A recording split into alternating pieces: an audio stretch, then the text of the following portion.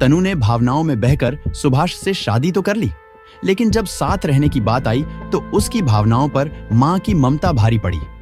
पिता थे नहीं, मां ने अभावों में खून पसीना बहाकर उसे और उसके भाई बहन को पाला पढ़ाया लिखाया था।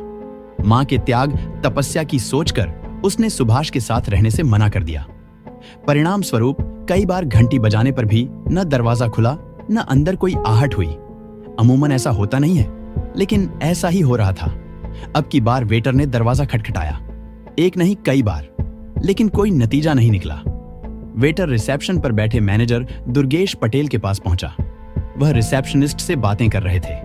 वेटर ने तेजी से आकर कहा, सर, कमरा नंबर 303 का दरवाजा नहीं खुल रहा। मैंने घंटी बजाई, दरवाजा थपथपाया, पर कोई नतीजा नहीं निकला। कमरे में कोई है भी या यूं ही? मैनेजर ने कहा तो वेटर की जगह रिसेप्शनिस्ट ने जवाब दिया, हाँ मैडम है कमरे में, उनका साथी बाहर गया है। कह रहा था थोड़ी देर में आता हूं, पर आया नहीं, मैं उसे फोन करता हूं। रिसेप्शनिस्ट ने विजिटर्स रजिस्टर खोलकर कमरा नंबर 303 के कस्टमर का फोन नंबर देखा और उसे फोन मिला दिया, लेकिन फोन स्विच्ड ऑफ था। इससे वह घबराया। उसने यह बात दुर्गेश पटेल को बताई, साथ ही यह भी कि चाय नाश्ते के बर्तन अंदर हैं। वेटर को मैंने ही भेजा था। बात चिंता की थी। वेटर, रिसेप्शनिस्ट और मैनेजर दुर्गेश पटेल तुरंत खड़े हो गए। कमरा नंबर 303 के सामने पहुंचकर मैनेजर दुर्गेश पटेल ने भी वही किया जो वेटर कर चुका था। काफी प्रयास के बाद भी जब दरवाजा नहीं खुला और न ही कमरे के अंदर कोई हलचल हुई, तो उनके मन में तरह तरह की शंकाएं जन्म लेने लगी। उन्हें लगा कमरे के अंदर जरूर कोई गड़बड़ है। कमरे में ठहरा युवक थोड़ी देर में आने को कह कर गया था, लेकिन आया नहीं। उसने अपना फोन भी बंद कर लिया था। कहीं उसने ही तो कुछ नहीं किया। कोई और रास्ता न देख मैनेजर दुर्गेश पटेल ने कमरे की दूसरी चाबी मंगाकर कमरा खोला तो अंदर का दृश्य देखकर होश उड़ गए। कमरे के बेड पर कस्टमर के साथ आई युवती चित्त पड़ी हुई थी। उसका चेहरा खून में डूबा हुआ था। मतलब उसके साथ आया युवक उसकी हत्या करके फरार हो गया था। होटल नटराज उज्जैन का जाना माना होटल था, जिसके प्रबंधक और मालिक इंदौर के एक रिटायर्ड पुलिस अधिकारी थे। उनके होटल में इस तरह की घटना पहली बार घटी थी, इसलिए होटल के सभी कर्मचारी परेशान हो गए।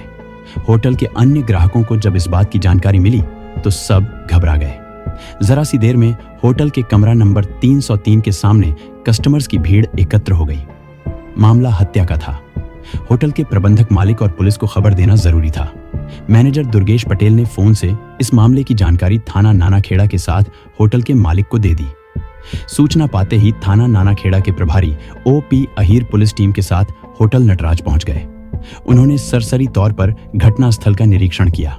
मामले की गंभीरता को देखते हुए उन्होंने इस वारदात की जानकारी वरिष्ठ अधिकारियों के साथ साथ पुलिस कंट्रोल रूम को दे दी। कमरा नंबर 303 होटल की तीसरी मंजिल पर था। थाना प्रभारी ओपी अहीर ने देखा, जिस युवती का शव बेड पर खून से सराबोर पड़ा था, उसकी उम्र 20 साल के आसपास थी। उसकी हत्या बड़ी बेरहमी से की गई थी। चेहरे मोहरे से वह किसी सामान्य और शरीफ घर की दिख रही थी। पुलिस समझ नहीं पाई, मंजर खौफनाक भी था और मार्मिक भी, जिसे देख पुलिस टीम भी स्तब्ध थी। पूछताछ में होटल मैनेजर दुर्गेश पटेल ने ओपी अहीर को बताया कि मृतका जिस युवक के साथ आई थी, उसकी उम्र 23 साल के आसपास रही होगी। उसकी साथी युवती के कंधों पर एक कैरी बैग था। देखने में वह किसी कॉलेज की छात्रा लगती थी। उन्होंने शाम तक के लिए कमरा बुक करवाया था। कमरा बुक करवाते समय उन्होंने खुद को पति पत्नी बताया था। कमरा बुक करवाने के 1.5 घंटे बाद युवक यह कहकर बाहर निकला था कि मैडम अंदर आराम कर रही हैं, उनका ध्यान रखना, वह किसी काम से बाहर जा रहा है। उसके जाने के कुछ समय बाद वेटर नाश्ते और चाय की प्लेट लेने गया तो मैडम ने दरवाजा नहीं खोला। काफी कोशिशों के बाद हमने कमरे की दूसरी चाबी मंगाकर दरवाजा खोला। मैनेजर दुर्गेश पटेल ने बताया, मृतका के साथी के बारे में कोई जानकारी है? पुलिस टीम ने पूछा। जी हां सर, उसका पूरा ब्यौरा विजिटर रजिस्टर में दर्ज है। कहते हुए मैनेजर दुर्गेश पटेल ने रजिस्टर लाकर पुलिस के सामने रख दिया। पुलिस टीम ने विजिटर्स रजिस्टर देखकर उस युवक का नाम पता हासिल कर लिया। आमतौर पर ऐसे लोग अपना नाम पता सही नहीं देते, लेकिन यहां ऐसा नहीं था। आगंतुक द्वारा दी गई जानकारी सही निकली। युवक का नाम सुभाष पोरवाल था और युवती का नाम तनु परिहार। दोनों के परिवार वालों को मामले की जानकारी देकर उन्हें होटल नटराज बुला लिया गया। खबर मिलते ही दोनों के परिवार वाले जिस स्थिति में थे उसी में होटल पहुंच गए। तनु परिहार के परिवार वालों की स्थिति काफी दयनीय थी। पुलिस टीम ने उन्हें सांत्वना देकर संभाला। थाना प्रभारी ओपी अहीर अपनी टीम के साथ अब भी होटल कर्मचारियों और मृतकों के परिवार वालों से पूछताछ कर ही रहे थे कि ASP Manoj Singh, ASP city Rupesh Dwivedi, CSP HM Batham और अरविंद नायक फोरेंसिक टीम के साथ मौकाए वारदात पर पहुंच गए। फोरेंसिक टीम का काम खत्म हो गया तो वरिष्ठ पुलिस अधिकारियों ने घटनास्थल का बारीकी से निरीक्षण कर थाना प्रभारी ओपी अहीर को आवश्यक निर्देश दिए और अपने ऑफिस लौट गए।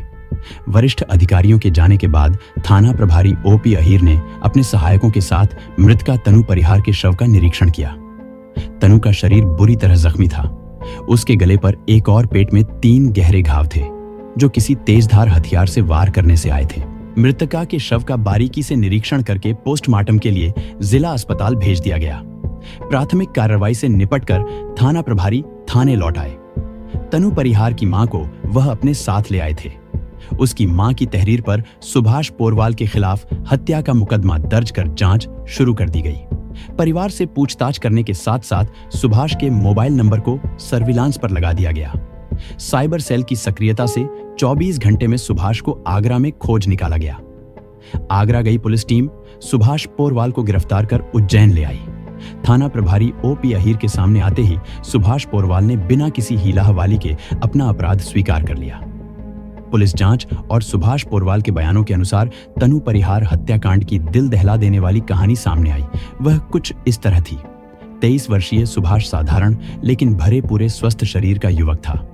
उसके पिता का नाम आत्माराम पोरवाल था, जो मूल रूप से गुजरात के पोरबंदर का रहने वाला था।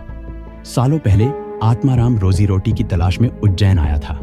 बाद में वह अपने परिवार को भी उज्जैन ले आया और नाना खेड़ा इलाके में बस गया। वह ऑटो रिक्शा चलाता था। ऑटो रिक्शा की कमाई से इस परिवार की गाड़ी आराम से चल जाती थी। सुभाष आत्माराम का एकलौता बेटा था। वह कुछ जिद्दी स्वभाव का था। वह जिस चीज की हट कर लेता था उसे हासिल करके छोड़ता था। सुभाष पोरवाल हट्टा कट्टा जवान था, फैशन परस्त और दिलफेंक भी। पढ़ाई लिखाई में कभी उसका मन नहीं लगा। उसने बड़ी मुश्किल से 10वीं पास की थी। पढ़ाई बंद हो जाने के बाद उसने पिता की तरह ही ऑटो रिक्शा चलाना शुरू कर दिया था। सुभाष पोरवाल जहां रहता था उसी के सामने वाले मकान में आशी परिहार का परिवार रहता था। उनका अपना 5 सदस्यों का परिवार था। आय के लिए उनकी छोटी सी किराने की दुकान थी। घर की आर्थिक स्थिति बहुत अच्छी नहीं थी। दुकान से किसी तरह दाल रोटी चल जाती थी। अपने 3 भाई बहनों में तनु सबसे बड़ी थी। पिता आशी परिहार की मृत्यु तभी हो गई थी जब तनु बहुत छोटी थी। पति के निधन के बाद बच्चों के पालन पोषण की जिम्मेदारी मां आशा देवी के कंधों पर आ गई थी, जिसे उन्होंने बखूबी निभाया। आशा का छोटा बेटा 7वीं में और दूसरा 9वीं कक्षा में पढ़ता था। बेटी तनु बीकॉम सेकेंड ईयर की छात्रा थी। तनु जितनी स्वस्थ, सुंदर और चंचल थी उतनी ही सुशील, सभ्य और सरल स्वभाव की थी। वह किसी से भी ऐसी कोई बात नहीं करती थी जिससे किसी का दिल दुखे। तनु के मधुर व्यवहार की वजह से आसपास के लोग उसे प्यार करते थे। यही वजह थी कि जैसे ही उसकी हत्या की खबर इलाके में फैली, लोग थाना नानाखेड़ा के सामने इकट्ठा होने लगे। उनकी मांग थी कि आरोपी सुभाष पोरवाल को जल्दी गिरफ्तार किया जाए। स्थिति बिगड़ती देख एसपी सिटी रूपेश द्विवेदी ने इस आश्वासन पर लोगों को शांत कराया कि अभियुक्त को शीघ्र गिरफ्तार कर लिया जाएगा। वैसे तो आमने सामने रहने के कारण तनु और सुभाष शुरू से एक दूसरे को देखते आए थे, लेकिन दोनों के दिलों में प्यार के अंकुर 5 साल पहले 17-18 साल की उम्र में फूटे थे। तनु परिहार के उभरते यौवन और सौंदर्य को देख सुभाष उसका दीवाना हो गया था। यही हाल तनु का भी था। शुरू में तो तनु का ध्यान उसकी ओर नहीं था, लेकिन धीरे धीरे उसका झुकाव भी सुभाष की ओर हो गया। इसकी अहम कड़ी थी उसका ऑटो रिक्शा। तनु के करीब आने के लिए सुभाष ने अपने ऑटो रिक्शा का इस्तेमाल किया था। जब तनु कॉलेज जाने के लिए निकलती, सुभाष अपना ऑटो लेकर उसकी राह में आ खड़ा होता था। तनु को अपने ऑटो में बैठाकर वह उसके कॉलेज ले जाता और फिर उसे कॉलेज से लेकर उसके घर के करीब छोड़ देता था। बीच के समय में वह सवारियां ढोता था, लेकिन तनु के कॉलेज के समय पर वह सवारियां नहीं लेता था। बीच बीच में जब भी मौका मिलता, दोनों साथ साथ घूमने फिरने भी निकल जाते थे। जैसे जैसे समय आगे बढ़ रहा था, वैसे वैसे दोनों का प्यार परिपक्व होता जा रहा था। दोनों एक दूसरे को अपने जीवन साथी के रूप में देखने लगे थे। जब भी दोनों साथ होते थे, अपने भविष्य को लेकर ताने बाने बुनते थे। इसमें आगे सुभाष रहता था। वह तनु को सपने दिखाता और तनु उन सपनों में खो जाती थी। दोनों शादी करके अपना अलग संसार बसाना चाहते थे। घटना के 1 महीने पहले दोनों ने 7 फेरे भी ले लिए थे। 9 जुलाई 2020 को दोनों ने उज्जैन कोर्ट में कोर्ट मैरिज कर ली थी। इसके बाद 13 जुलाई को चिंतामणि गणेश मंदिर जाकर दोनों विधि विधान से शादी के बंधन में बंध गए थे। सुभाष ने इस बात की जानकारी अपने परिवार को दे दी थी। परिवार वालों ने उसका यह रिश्ता स्वीकार भी कर लिया था, लेकिन तनु ऐसा नहीं कर पाई। भावनाओं में बहकर उसने सुभाष से शादी तो कर ली थी, लेकिन इस पर उसकी मां की ममता और प्यार भारी पड़ रहा था। मां ने जिन कठिनाइयों में खून पसीना बहाकर उन्हें पाला पोसा था, उसे देख वह मां से धोखा नहीं करना चाहती थी। उसे जब पता चला कि मां उसके योग्य लड़का तलाश कर रही है, तो उसे लगा कि मां का दिल दुखाना ठीक नहीं है। इसलिए उसने अपनी शादी का राज छिपाए रखना ही ठीक समझा। जब सुभाष को पता चला कि तनु की मां उसके लिए वर ढूंढ रही है, तो वह पत्नी होने के नाते तनु पर साथ रहने का दबाव बनाने लगा। लेकिन जब तनु इसके लिए तैयार नहीं हुई, तो सुभाष का धैर्य टूट गया और उसने तनु के प्रति एक खतरनाक निर्णय ले लिया। उसकी सोच थी कि तनु उसकी दुल्हन है और उसी की रहेगी। इसके लिए उसने एक तेज धार वाला चाकू खरीदकर अपने पास रख लिया था। घटना वाले दिन सुभाष का मन बहुत उदास था। वह एक बार तनु से मिलकर उसका आखिरी फैसला जान लेना चाहता था। इसके लिए उसने होटल नटराज को चुना था। होटल में कमरा खाली है या नहीं, यह जानने के लिए उसने विकास के नाम से होटल मैनेजर दुर्गेश पटेल से बात की। होटल से हरी झंडी मिलने के बाद सुभाष ने तनु को मैसेज भेजकर कुछ जरूरी बात करने के लिए बुलाया। सुभाष के इरादों से अनभिज्ञ तनु ने अपना कोचिंग बैग और पानी की बोतल उठाई और मां से कोचिंग के लिए कहकर सुभाष से मिलने पहुंच गई। सुभाष उसे अपने ऑटो से होटल नटराज ले गया। होटल में कमरा बुक करके दोनों कमरा नंबर 303 में चले गए। कमरे में आकर सुभाष ने पहले चाय नाश्ता मंगवाया, फिर तनु से साथ रहने वाली बात छेड़ दी, जिसे लेकर दोनों में बहस हो गई। सुभाष ने तनु को आड़े हाथों लेते हुए कहा कि जब हमारी शादी 2-2 बार हो चुकी है, तो तीसरी बार शादी की जरूरत क्यों और किस लिए? वह हमारी भूल थी, गुजरे कल की बात। अब हमें आज का सोचना है। मैं अपने परिवार के खिलाफ नहीं जा सकती। मैं अपनी मां को धोखा नहीं दूंगी। मां पहले से बहुत दुखी हैं। मैं उन्हें और दुखी नहीं देख सकती। इसलिए मैं मां के देखे हुए लड़के के साथ शादी करूंगी। और मैं क्या करूं? सुभाष का चेहरा लाल हो गया। क्रोध में उठकर उसने कमरे में टहलते हुए कहा, हम दोनों एक दूसरे को भूल जाएं? तनु ने गर्दन झुकाते हुए कहा, हाँ। रक्त में डूब गई प्रेम कहानी। ऐसा नहीं होगा। तुम मेरी थी, मेरी ही रहोगी। कहते हुए सुभाष ने छिपाकर लाए चाकू को बाहर निकाला और तनु की गर्दन पर सीधा वार कर दिया। वार इतना तेज था कि तनु की आधी गर्दन कट गई। तनु चीखकर बेड पर गिर गई। उसके बेड पर गिरने के बाद क्रोधित सुभाष ने उसके पेट में 3 वार और किए। कुछ मिनट तड़पने के बाद जब तनु के प्राण पखेरु उड़ गए, तब सुभाष ने उसका फोन उठाया और बहाना बनाकर होटल से निकल गया। वहां से निकलकर वह अपने ऑटो से शाहजहांपुर बस अड्डा पहुंचा। फिर वहां से बस पकड़कर अपनी मौसी के यहां आगरा चला गया।